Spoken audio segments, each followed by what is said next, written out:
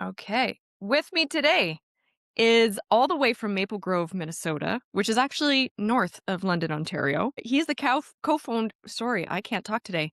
Co-founder of Our Protector Development for about 14 months. You're a best-selling author, you're father to two girls, retired U.S. Lieutenant Colonel with 23 years in the U.S. Army. You have a clear mission in life to guide others toward faith, purpose, and transformation. With me today is Ryan T. Reichert. I am so happy to have you on the show. Welcome, Ryan. Yeah, good morning, Heather. Thank you so much for having me. Uh, It has been an extraordinary kind of discovery for me to even come across you. So we're both members of Podmatch, and that's how I came across I'm not sure if I found you first or you found me first, but after doing a deep dive in your website and your books and your speaking engagements, you are just an incredible human. So Well, thank you, Heather, so much for that kind introduction. I reversed it and decided it. This is your platform, your show, and so the hard work that you put into it to allow someone like me to be able to be on it, that's more telling than whatever my story is. So thank you very much. it's interesting. I know that faith plays a really big part in your life. And I don't doubt that the powers that be and the universe made this interview happen. So let's jump into it. So, Ryan, for those who are not familiar with your company or your books or yourself, can you give us the lowdown as to what you do and why you're amazing? Yeah, well, thank you. I set it up. I always give you the 90-second like full elevator where, I'm Ryan T. Reichert from Hoople, North Dakota, which is Tatertown, USA, circa 1978. So small farming community, was born and raised Catholic, went to the University of North Dakota. In there, I had a football injury that, caused me to kind of get into drugs and alcohol at an early age, but was able to kind of come out of that by going to the University of North Dakota, joining the Army. Did the Army for 23 years. Yeah, was married, had a couple kids, struggled with addiction through my military career with drinking, and then another major leg injury that caused me to get into Oxycontin for a bit. And then retirement came around, and that massive transition caused me to spiral into, I just was focusing on my health because I went 18 and a half years with not going to the doctor in the Army unless I needed surgery or whatever. And so I had all these ailments and I focused on that. And it just drove me into a deep, dark corner of the world where, I think a dozen prescription meds that I was on and wash them down with beer and bourbon every night because I wasn't fulfilled in my corporate job that I had post retirement. And I was just a mess as I kind of elaborate in some of my books that I've written, and found myself, unfortunately, ruining my marriage. My children, for a while, were not in my life because of the disappointment they had in me. And then one Sunday, November 2023, had my last drink, and I went to my first AA meeting Monday, the 27th of November 2023, and it all changed from there. And yeah, today my faith is my front and center, but I guess I left out a few things. I got laid off in July of 24, I want to say. So it was December of 24 when I started Our Protector Development. It started off as Our Protector LLC, which turned into kind of Our Protector Legendary Leadership Companies, where, we have the speaking side of it, we have the writing side of it, we have the consulting or coaching side of things. Also co-host a podcast, Our Healer, Our Protector, with Lisa Sander, myself. She's a nurse for 25 years here in the Minneapolis area. And yeah, we're a couple of divorcees, and we kind of take people through that journey over, for me, the last couple of years of, the pain, suffering, and it was the greatest loss in my life. And was it self-induced? Sure. I mean, it takes obviously two to tango and anything like that, but knowing my side of the street was very cluttered, messy, ugly. Today, when I reflect, though, it was the one of the greatest things ever because it was just 25 years of relationship, and then, does it end in failure? Not per se, because you have lessons there. And so taking all of that, and I gave you the 3-minute version, I apologize. I said No 90 seconds. apologies. No stories on this podcast. No. And so really in everything that we do, I just allow the Holy Spirit to lead me. So when it comes to speaking and stuff like that. So I have a TEDx coming up next Friday, and I'm really struggling with having to stick to the script. They're like, you got to memorize your script and you got to stay to your script. I don't operate that way. I use frameworks. going into things, and then Yep. whoever I run into the room or getting coffee, before we start, all these things lead into normally how I tie it all together. So we'll see how that one lands. But finishing this up, just to get us to what does our protective element truly do? We just embrace every single individual day. I'm not worried about yesterday anymore. And sure, we might have something scheduled tomorrow, Heather, but we're going to worry about that when it gets here. I'm not going to even really think about it. And I know it's on the calendar. And if there's a little bit of prep that needs going into it, like making slides for the TEDx next week, that's due tomorrow. So I'll start building those today. But I don't sit anymore and get so focused on something that I can't touch, taste, or smell because it's 6 months from now, or Right. it's 26 hours from now because it's into tomorrow. I just really focus on today. And, it's what time did I get up this morning? Did I get my 3 daily wins in, which is a physical win, a mental win, and a spiritual win? I try to do that between 5 a.m. and 9 a.m. It happened a little bit earlier this morning, knowing that we were scheduled before 9, but that was fine because the good Lord woke me up at 4 a.m. And so I just went to the gym then instead of 5 a.m. No big deal. That is just what we do when it comes to who coach, comes under me for coaching with businesses, consulting, and working with them to, just build out their team so they can have the leaders amongst leaders, right? Because we're all leaders. If you're a 10 level individual contributor, you're still a leader because you go home and lead and so on and so forth. So, like, where Yep. are you getting that coaching and tutelage and training, the personal or professional development you need?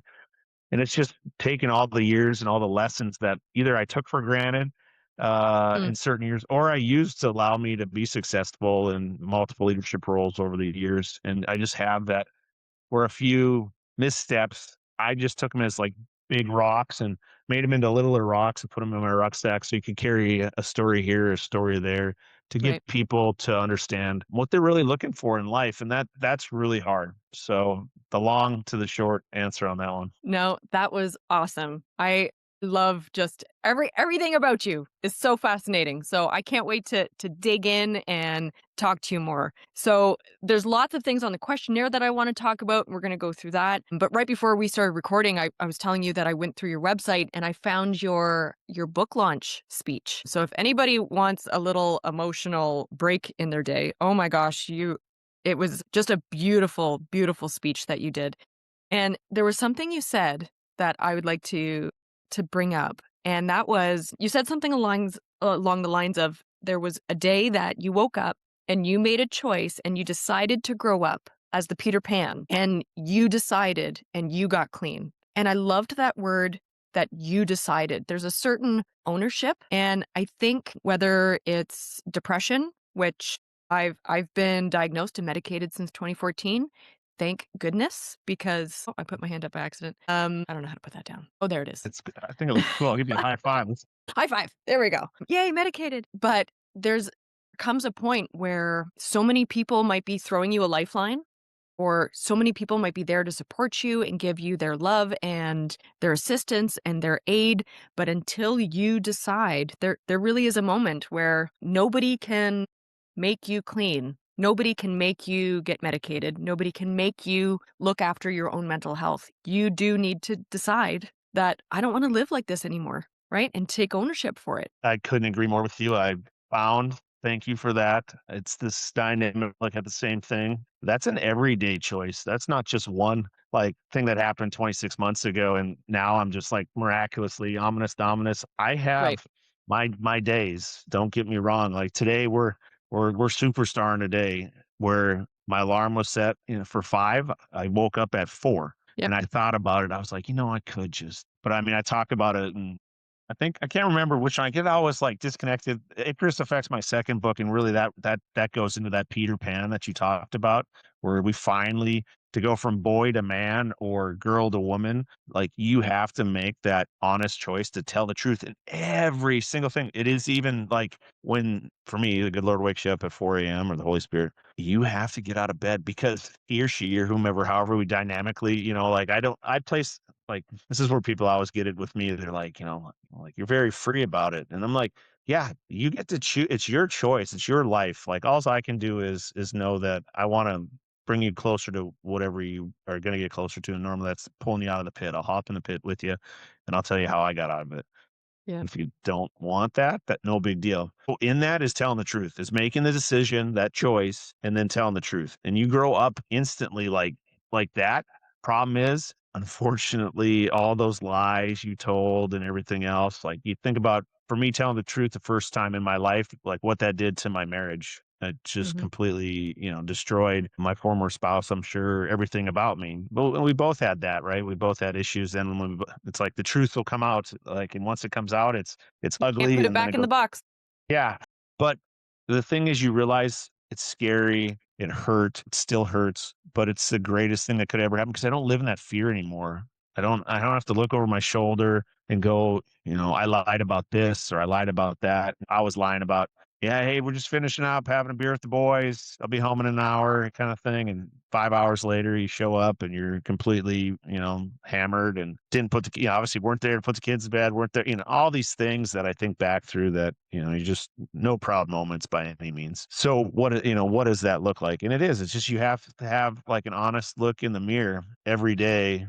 And are you ready? And if you say, "Oh, I'm not ready today," well, that's okay, cool. Like, you're gonna put it off for another day and another day and another day. It's like going to the gym. So, I mean, I've gotten rid of so many things in my life at this point. Like, we're down to the final.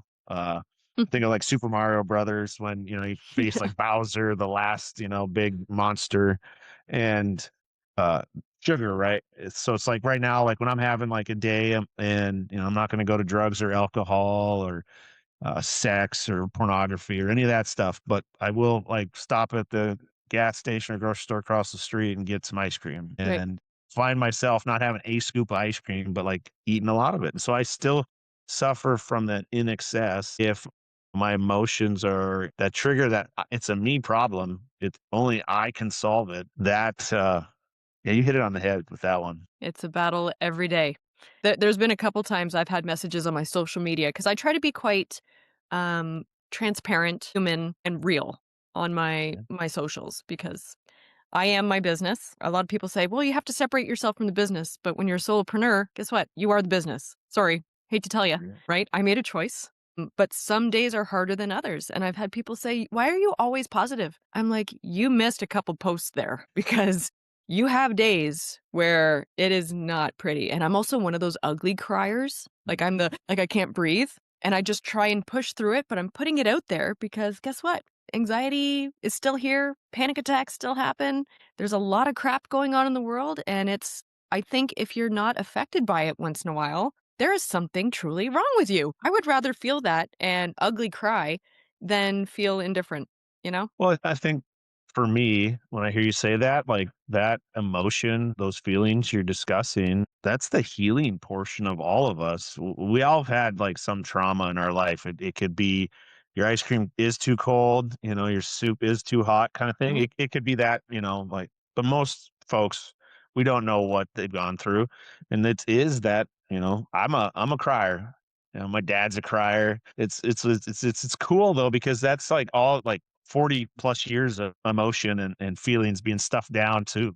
When you have that, Mm. like it hits you, and it's beautiful though because it's that release and it's a full body experience. So it's Oh, like yeah. really gets all the way down to your toenails kind of thing. And really, for me though, it's like the most beautiful thing. I mean, I just think yesterday some conversations that I had, and yeah, I like broke down hard on the phone driving around town from meeting to meeting Yeah. and going like, whoa, where did that come from? And Mhm. talking 40 years of holding stuff inside that all she had to do is ask for help and help showed up, Right. and just the miraculous what that can do to us. And I think you talking about your kindness, which is a huge proponent of one of my entire like 6 steps to transform, our world and your life kind of thing for each of us in kindness. It can't be kind enough is we have those moments. And a lot of time we isolate them and we don't want to show those feelings to others. Sometimes we like to let go of those emotions, Mhm. with like, "You trigger me," and it's like, "No, no, like, it's a Thank you you for the problem." release because I clearly needed one. That's a new way to look at it. I've never thought about the release. It's like the button you push my button that I what hadn't healed yet or hadn't worked on yet in myself, so it was a release valve to, get me down the road. Let's make amends if I made it ugly or, kinda Yep. dirty kinda thing, and I think that's what we forget is we're not going to have it all figured out. And so when we do release an unhealthy emotion, what do you do about it? Right. And I think about that all the time and how I teach and train kindness to folks. It's so Hmm. simple. It's this thing, we're both smiling, right? But that's the first one. It's eye contact. It's a please, it's a thank you, and it's excuse me, it's I'm sorry. And for me, when I talk about it, it's like I struggled with I am sorry. I still do with a few people in my life. If they come into my side of the street, and bring some of their dirty with them and want to drop it off, I'm like, I don't Nope. know if I can apologize for them today, kind of thing. Or like if I come back at them, 'cause, I'm a little messy, but I realize that then that's on me, and I'm gonna carry that inside. It's gonna go on the old doom loop and in there. So Yeah. nowadays, it's just like, you know what? Like, no, I will apologize for it, or at times, or I'll say, you know what? I'm not apologizing in this moment. This is a you problem, but I'm letting it out there that I would apologize if it was a Mhm. me problem kind of thing. And that's a really And healthy boundary to have, right? So how many yes, people and sometimes I think as a Canadian, I think we assume that we just apologize for everybody, including ourselves. But a healthy boundary, like sometimes it is not a me problem. It is a you problem. And I'm not going to apologize for you, but I'm going to allow you the opportunity to maybe apologize because this is where you want to politely nudge them, be like, you're waiting for me to say sorry, but I'm waiting for you to say sorry. I think there's something I've learned recently. Like you mentioned, I do have two. I'm a girl dad, so they're 18 and soon to be 20 here in a couple days. Oh my goodness. Where everything is now, though, I want to be like, okay, this is a teaching moment. Granted, like they're still teenagers as far as I'm concerned. It's like, no, this is like for lore or oh, that's for boot. And I'm like, no, no, no, no. This is you and me having this conversation. It's not your little sister or your older sister that needs to like it's coaching, teaching, like mentoring right now. And a lot of time I think we don't do that with everybody, right? We just let it slide or and it don't take it up as like, let's have a fight about Yeah. it. It's like, no, let's use this as a moment to kind of discuss through it the dynamics. And it's hard because like when emotions thrown, you just see red or and that's the thing for me, right? Like my first thoughts I was wrong, but I've learned to pause and I don't allow that first what I want to say come out. And in that pause, I realize, okay, that's okay, that's a me problem. But the dynamic of how that works, do I still want to have a relationship with this person? And then it's just if it takes a few moments to come out, but then really like talk through it in the dialogue between the two, especially closer relationships that you're still going to have it in. And I think this is where those real long-term relationships, like mother, father, sister, brother, wife, I don't know, best friend, whomever they Mhm. are, husband, boyfriends, girlfriends, wherever you're looking in your relationships, but really having that moment, like it might not happen in that, but just making sure that it does happen within that day before you go to sleep, kinda going through it and doing a little I used to call them AARs in the military, after action review, and Oh, so you'd have your AAR, and you'd look at your basically, pros and cons, 3 ups, 3 downs, and then, really it was like they were called sustains and improves, I guess, as I really reflect on it, the way it was in probably our operations manuals and stuff, but in that, the improves, you would go into my practices laying out that I could look at that. If you look underneath the books that are stacked on top of it, there it is. that's But my life yeah, too. you know, Mm. your sustains and your proofs, and then what action do I need to take for those improves? Because without action, nothing happens, right? It's like we just talked about it. And that to me today is where I see and I have a lot fewer. My circle got really small over the last couple of years, which is wonderful because then you really have truly meaningful relationships in your life for probably for me personally the first time in my entire life. Everybody else, right? We work together, we hang out, like, for the 2 years we work together, and then in Army move, and maybe you're on Facebook together, maybe you're on LinkedIn together, but you really haven't connected, and it's cool today because somebody will be placed on my here in my heart, and I'm like, "Okay, I'm gonna reach out to 'em." So I've been going through my phone and, like, connecting people I haven't talked to in 10, 15, 20 years, and it's so beautiful to know that if they pick up the phone, that's meant to be, if, like and it's like, how do you put it in such a way where when things are supposed to happen, they happen. When they're not supposed to happen, they don't happen. And so, kind of like praying in coincidences.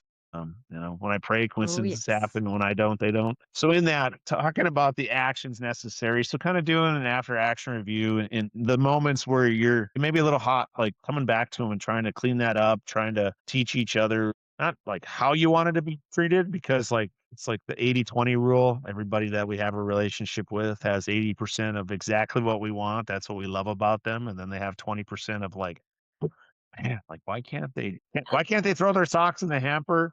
Like they it seemed to always miss one. And it's like, well, sorry, that's the 20% that you're gonna have to work on, not by working on it with them, because that'll probably be the constant. It's a you like, okay, I'm okay with that. I just know that I love that they do this, and that.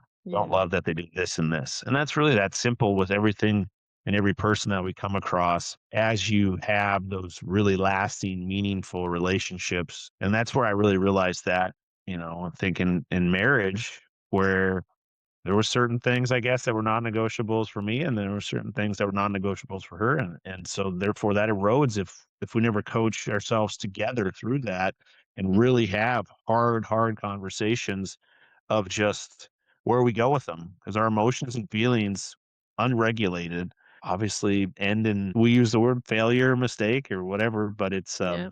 it's so much more than that. And it's interesting too how you're talking about like I love this concept of an AAR.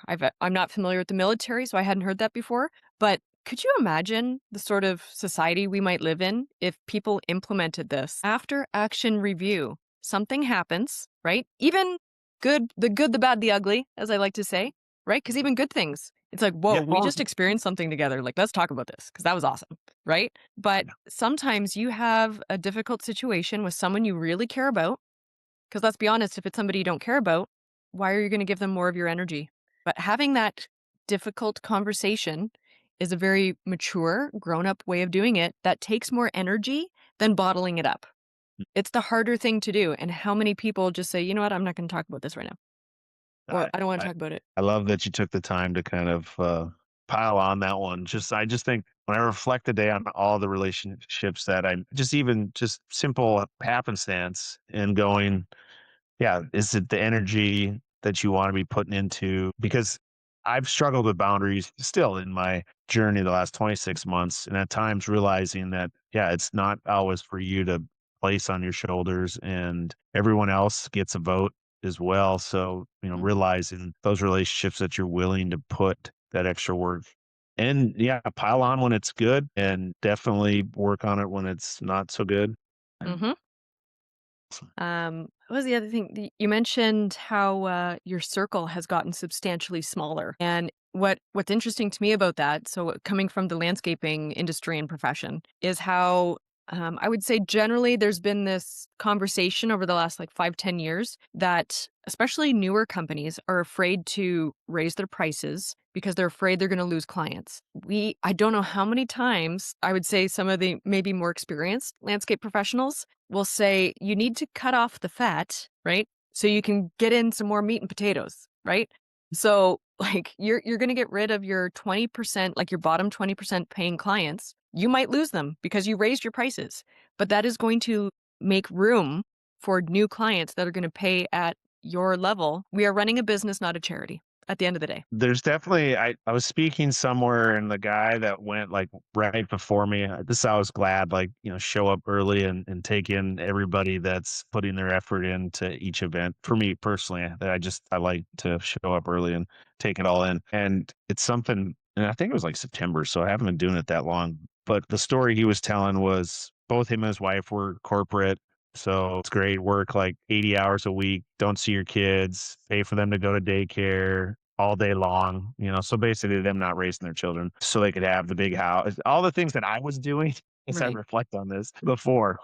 And he said, we looked at each other one night. They did an AAR and they said, we're unhappy. What would be enough? Mm, He elaborated on enough money, enough material, and all the different things, right? And it went back to finally them going like, well, we don't see our kids at all.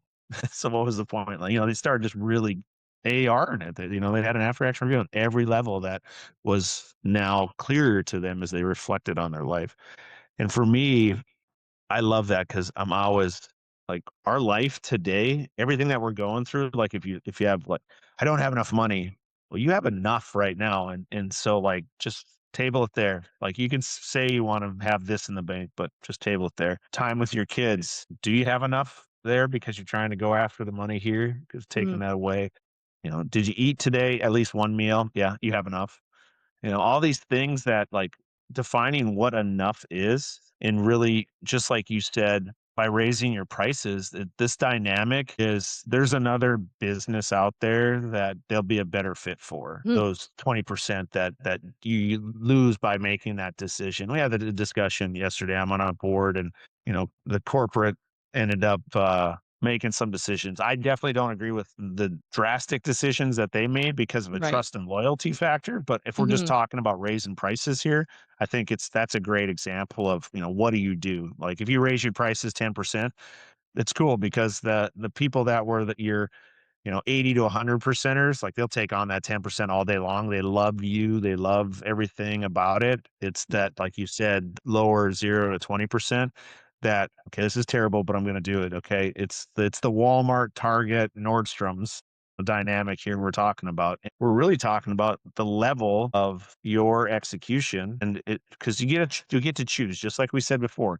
All of this you get to choose. Well, if Mhm. you're miserable, you choose that. If you're not miserable, the cool thing is you're choosing that too. To me, is the hardest thing is we all start out as kids. I had interviewed Modern Monk a few months back, and it was beautiful. He's like, you know, our whole life is a window. The problem is our trauma turns it into a mirror. It clouds the backside of it till it's so dark that we Oh. can't see through it. And then all we do is see ourselves, and we see all the bad, unfortunately. And there's so much good in there. So what you got to do is, maybe buy some Windex and, some paper towels, Clean the window. and start cleaning it up. Just it's like, man, like I think of myself, retired, what, 4 years ago. Within I don't know how many months, I gained 50 pounds. And it's really easy to think about this. You go from working out like 5 days a week to zero. Mhm. What do you think's going to happen? So it's like, okay, cool. I'll start. And it's not just working out, but we'll just start in that area. Start Yep. cleaning out the workout area. Okay, cool. That's a pretty good chunk right here. And then it's like, I wasn't into the drugs and alcohol anymore. So that certainly helped. A lot of empty calories there. And it's like started eating better, starting to like take the time that I was spending, doing nothing, drinking and drugging. And I still don't really love to cook, so this is a dynamic where when I meal prep, it's like a lot of the same thing because it's not a passion of mine, and Right. so I just need it to survive. And it's like, okay, protein's good, green vegetables are good, and leave it at that. And the next thing you know, you clean it off like the bottom half of like the mirror, so you're like, cool, I can see like life in front of me. It's not too bad, but you're still kind of looking at the ground. You haven't looked up yet, but you can at least see your next step in Yep. life. And so I'm like, that's really awesome. And then you start connecting with different groups. For me, it's church.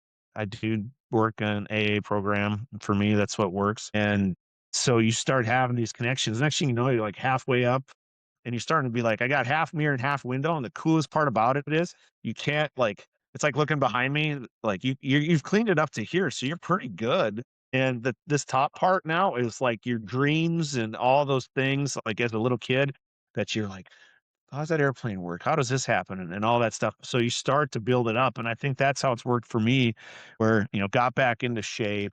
And all it was literally May. You can't see May, but she was the one that got me like off the couch or out of bed. She barked. And I'm like, okay, she either needs to eat or she's going to go to the bathroom on the floor. Like Yep. obviously she can probably go without food, but I don't want the other one. Yep. And so, yeah, it was like one lap around the apartment building I live in. And then after a couple weeks of that, like I was like, all right, let's go to the next neighborhood. The next thing you know, then we're walking miles and miles and miles and just started getting in better shape. That's simple. And that's kind Hmm. of the first book talks about, how we did all this. And it's that easy. You choose, execute, action, it all starts to happen. And then the next thing you know, like you've cleaned it all the way up for me, and you can see, the airplanes, and figure out that like, oh, you're going to start a business, you're going to travel the world, you're going to speak on stages. Spoke in Malibu a couple weeks ago where Oh, like the wow. backdrop was like the ocean, and you're Mm. just like, how did I get here? And it's like, well, you did because you cleared off the backside of the mirror. You can see that, you hop on an airplane and you fly to California. I mean, that's just it's not like it all happens all at once. So don't ever think about it's so daunting. That's the problem with all of us. It's the 1% versus 0%. Mhm. I was never really good at math, but I figured it out today. If we put in 1%, so whatever that looks like and what you want to do, it could just literally be cleaning the kitchen sink out. If you were to wash one bowl, kind of thing, in the morning, one in the, so on and so forth, 1%. And by the end of the year, you're 37% further ahead than you would have been if you did nothing. And so I don't know about you, but I used to be in the business of making money, like making big money, like $9 billion company, and 37% would be quite the return when Right. it comes to overall financial side of things. So yeah, our life's that same way, but we have to choose, just like you said. Absolutely. And I love that how you're talking about the word enough comes up a lot with mental health because it's not just your material things, it's not just, enough money in the bank account, but how many times do we look in that mirror and, all the dirt, like you were saying, and it's reflecting and you're looking at all the bad in you. And there's a lot of self doubt that comes with, am I enough? Am I doing enough? Am I providing enough? Am I giving my time enough to the people who need it? And this word just kind of keeps coming up, and we are never satisfied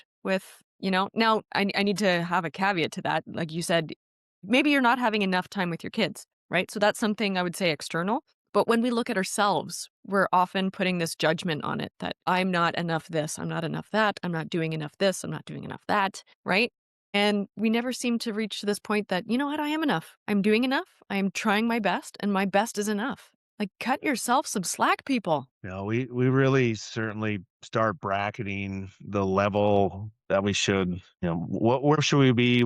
How should we look? I'm sitting here looking at looking back at myself all of a sudden, like, I'm like, oh my hair is like really like messy today and all this Oh, you stuff. I'm look like, great. I've got but messy you know hair what I too. mean? It's like, here's the dynamic of it. Like, it's just like, it's like, don't even worry. It's like, no one, you're the one who cares, Ryan, not and everybody else. Like, they're worrying about themselves. They're not worrying about you. So That's like the gym, right? How many people I did some reflecting, self-reflection earlier this year. January is like my reset month. And one of the things that I was complaining a lot was the way that I looked and felt in my own body. And it came to a point where, well, get your ass to the gym, mhm, you know? You keep saying that you don't like this and you don't like that. Well, go to the gym. yeah. So now I have a personal trainer that likes to kick my ass once a week, and I'm quite sore today, but I'm doing something about it, right? But how many people, I know something that was holding me back from going to the gym is I didn't want people looking at me walking out because I'm not the fit or the concept that I would say is fit. And guess what? People don't care because everybody's worried about themselves at the gym. Nobody's looking at you.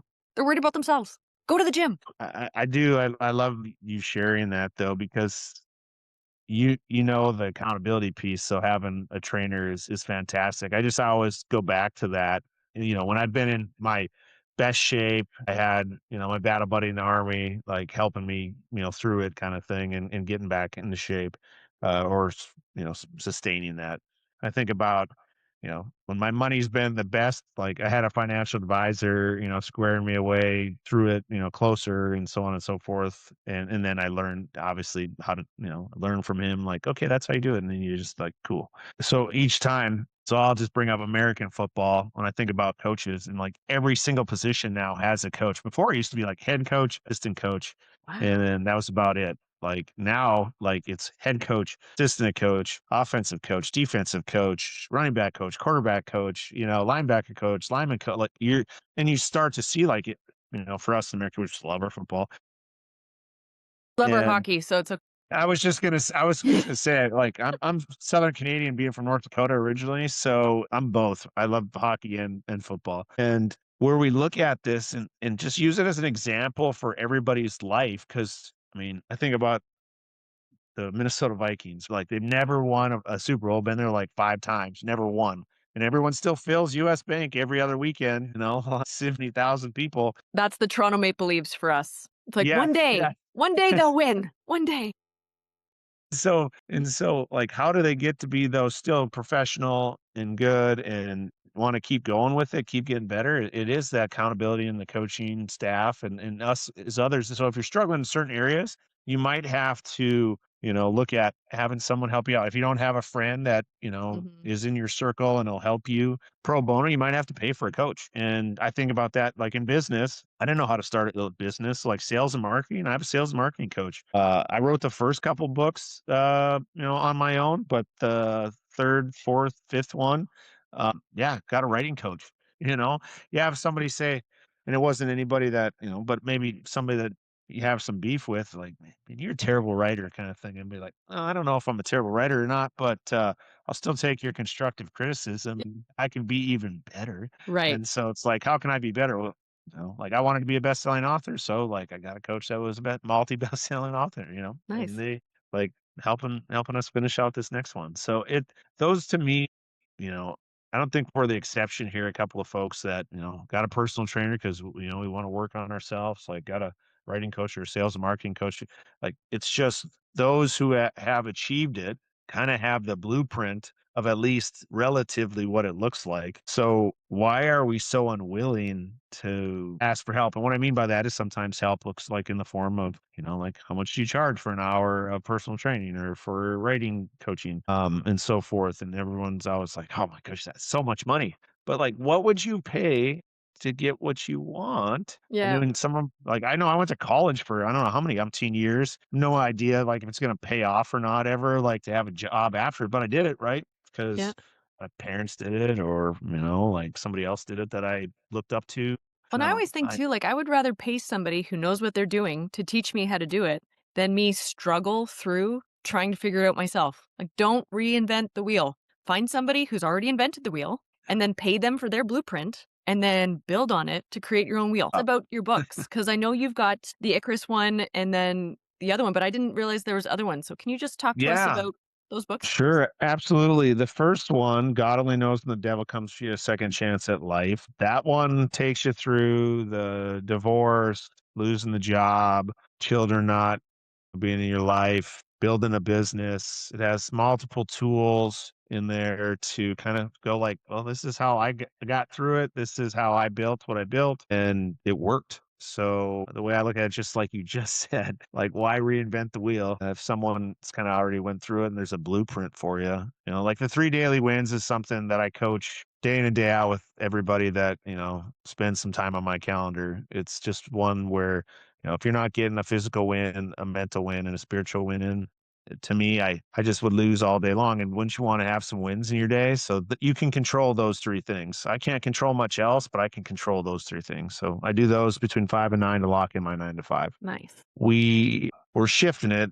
I used to do vision boards for people or That's mine changing it behind to me. I have yeah, I love it because it is a necessary thing. Because if you don't establish like what you want to see in your life, you'll never see it. And Mhm. so now I've turned the vision boards into focus boards, and we go hard, deep, really, like a plan. And for a lot of people now, it's transitioning to business coaching more so than still do individual personal coaching. But what I'm noticing is a lot of folks that are they're pretty good with their like personal side of things, but their professional development side, it's like, well, there you go. You need a coach.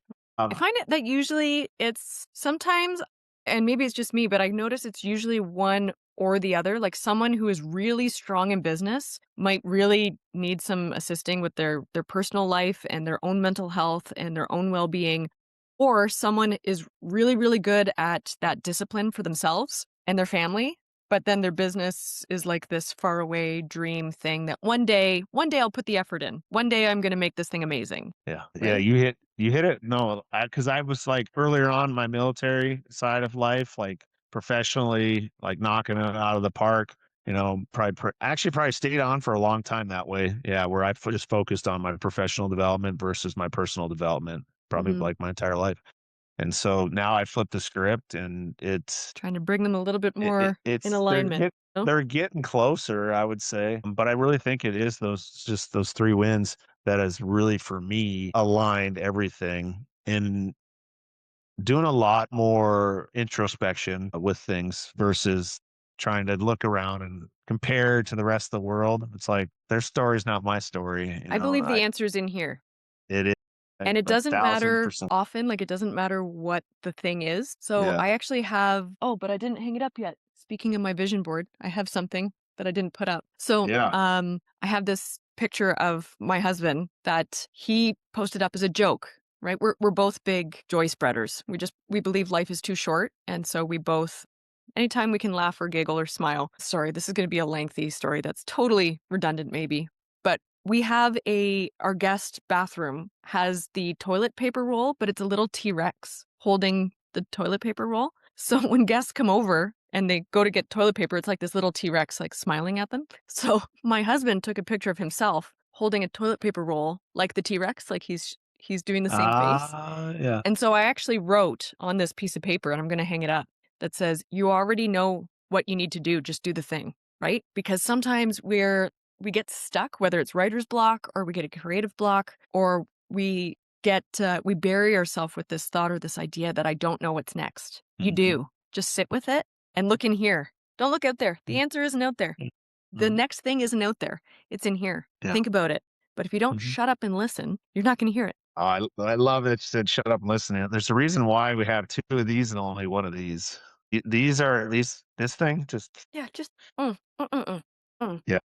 Yeah. No, it's too perfect. I love it. Yeah. So I dragged him off the thing. So first book, I don't know if you can see it looks like that. God only knows when the devil comes to your second chance at life. I just look at it as second chance. I don't believe it needs to be for someone who's fallen off the beam as far as I did. I really kind of preach that. Like it's got the tools in it wherever you're at today. You don't have to find yourself like way out there trying to Yeah. swim back in. So the Icarus effect, the highs and lows of our emotions. We all have feelings. This one, yeah, like I said, really takes you through that emotional intelligence versus just our intelligence. Thing of it is, I have a saying: you can't put in what God leaves out. Or the Hmm. dynamic, you can't really. Your IQ, it's not going to change all that much, right? The dynamics of what's there, but your EQ, your emotional intelligence, your emotional quotient, that you can like literally change it by 90%. So the Harvard had a study, there's some stuff in here that really lays out like how to work on, having a plan every week to, really build upon that. Because Hmm. I was somebody that was really cold, really dark, really hurtful in all my interactions with people when I really reflect because I was just miserable. And so I always had snide comments. I always had to make a joke. I could never keep this thing shut. And so now I just like I love it. I just sit and listen to everybody and I'm curious about Heather, I'm curious about Ryan. And so I ask questions now. And I realized my dad was doing this his whole life and it just used to drive me nuts because I thought he was trying to like be like, okay, where can I get Ryan? He doesn't know. And it's like, no, Mm. he was just so healthy.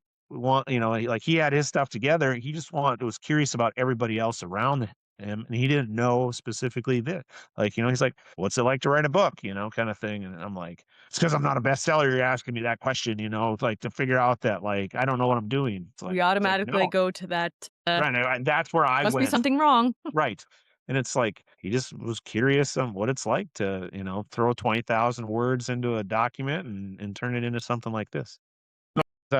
It's kind of funny. You kind of forget because I'm focusing on a different book right now. So like as I page through it, the different things of just a lot that we talked about. I'll just kind of rip on a few real quick. Yeah. Yeah. So chapter 2, the pen is mightier than the sword. The importance of EQ versus IQ. Chapter 3, the power of humility. 4, healing. 5, how do we heal? 6, what are we so afraid of? 7, Harvard has it all figured out. It's chapter 8, self skills versus social skills. Chapter 9, is love an emotion or a feeling? It's not that simple. Chapter 10, the real 1%. Yeah, anyways, as I'm going back through it, because I probably haven't read it in a couple months. It's one where there's always so much more in there than I remember. And Mhm. that's with all of us, I think. There's so much more inside of us. So ask those questions, be curious with those who are in your circle because you really probably don't even know them because you never asked. You're too busy telling them what you did today, or you're excited because you're going on a trip next week and you don't know what to wear. And so you're insecure about that. Maybe they can help you, which it's all going to work out because you wear the same things every trip if you start to really look at pictures. This book to me. So when I saw it on your website and it has the emotions and all the different colors, and it just to me, so I'm again with landscaping, I am in a male dominated industry, right? A majority of the business owners are male, and a lot of them are like generational families. So they've taken over from their fathers and whatnot. And I know as a mental health advocate, people will often reach out to me because I'm a safe person to talk to about a number of different things. And I think that we're starting to shift more where men have that space, that safe, encouraging space to feel and to show their emotions and to cry, right? And for such a long time, there was this not just personal, but professionally, where Mhm. two professional men could not reach out to each other and say, you know what, I'm really struggling with something because there was this idea that they'd be thought of as weak or again, not enough, not man enough, not manly enough. Right. And I'm so glad that we're starting to see, at least I'm starting to see, maybe I do go through life with rose colored glasses. I will say that. But I do see more men opening up that, you know, they have emotions too, you know? Yeah. So I wanted to put that out there because I know we have a lot of male listeners as well, landscaping or not, other businesses. And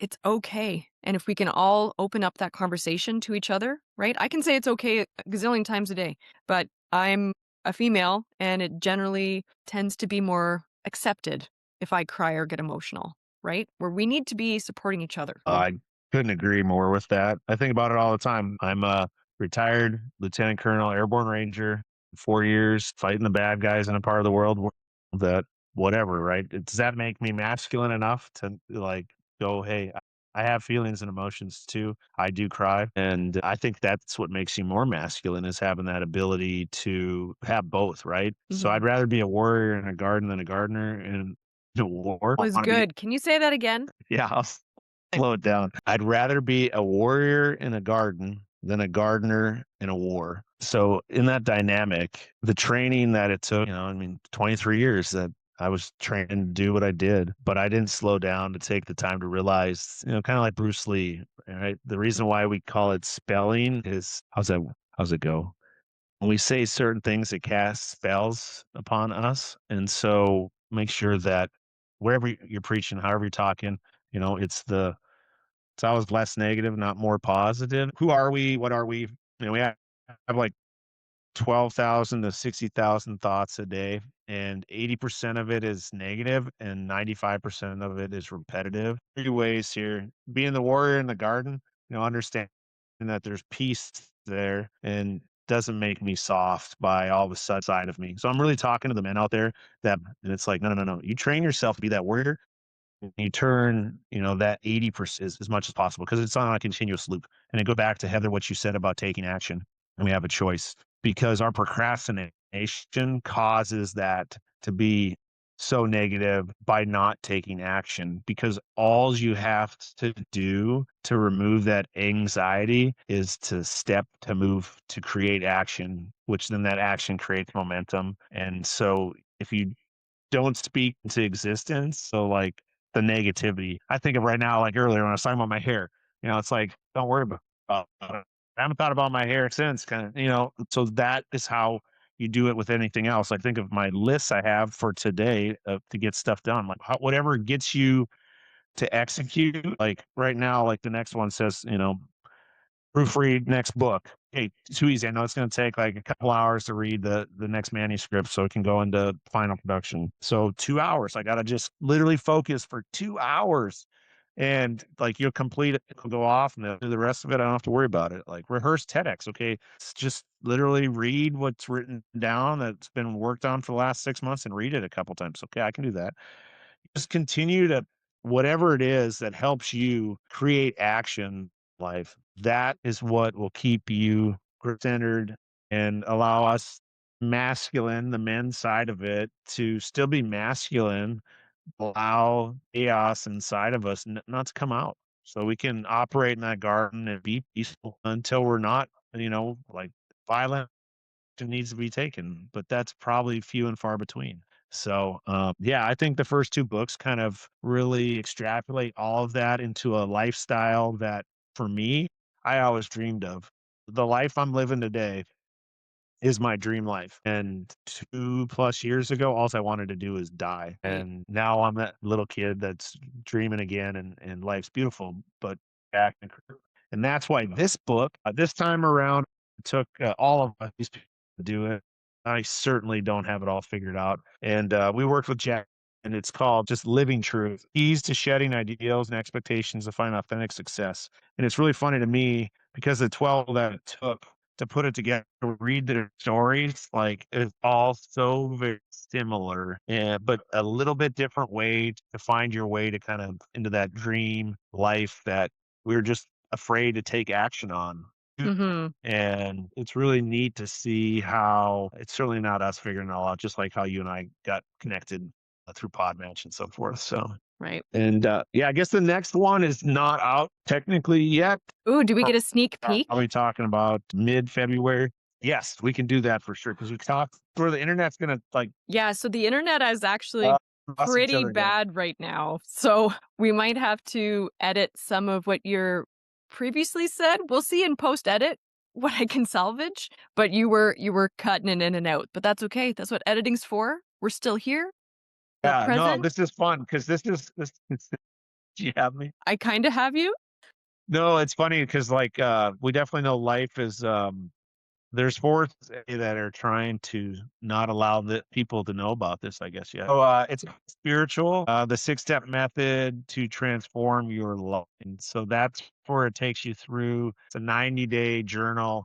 It takes you through those 6 steps of smiling, saying please and thank you, saying excuse me, I'm sorry. And so it's I think it's the longest book page wise, the shortest book word wise at this point. So it's kind of funny how that worked out, but it's just because it's a 90-day where it has our what I protector development spiritual practices, and it talks about writing 10 things that you're grateful for, praying for 3 people you do not adore. It has your daily wins on there. It has the after review for your daily wins. And then it just has some mantras and amends and so forth to do every single day. And your days turn into be wonderful, and you have the life you've ever dreamt of. I love that. That's something one of the shifts that I've done this year too is that if you want the year to go a certain way, it starts with the hours, right? Like it all adds up. So if you just let the days fly by and you didn't set an intention for it, you better know that you can't complain at the end of the year because you didn't plan your days. What were you expecting to happen, right? Take control, take ownership, decide what kind of year you're going to have, and then start with those first few hours of the day every day. So that's so good. And being 100%. intentional is so necessary. And I Absolutely. It's a think game changer. the other caveat to being intentional is is uh is belief, whatever that looks Yeah. like. I'll just leave it at that. Okay. Well, Ryan, it's been an absolute pleasure having you on the show. I didn't even get to talk to like 50% of the things on my questionnaire because I just find you so fascinating. And we went where the conversation led. And so I think we're going to have to do a part two to actually dig I deeper I into the would things actually on the love to do questionnaire. part two. I would Perfect. so love it. That'd be amazing. So before I let you go, I will give you a cheers. I know you've got your glass of water, and I've got my Canadian bubbly or buble, as we like to say. Buble. Buble. Yeah. Ryan, cheers to you and all that you do. And I will be in touch to get you on for a part two. Awesome. Thank you. I Okay. Cheers, greatly Ryan. appreciate Bye.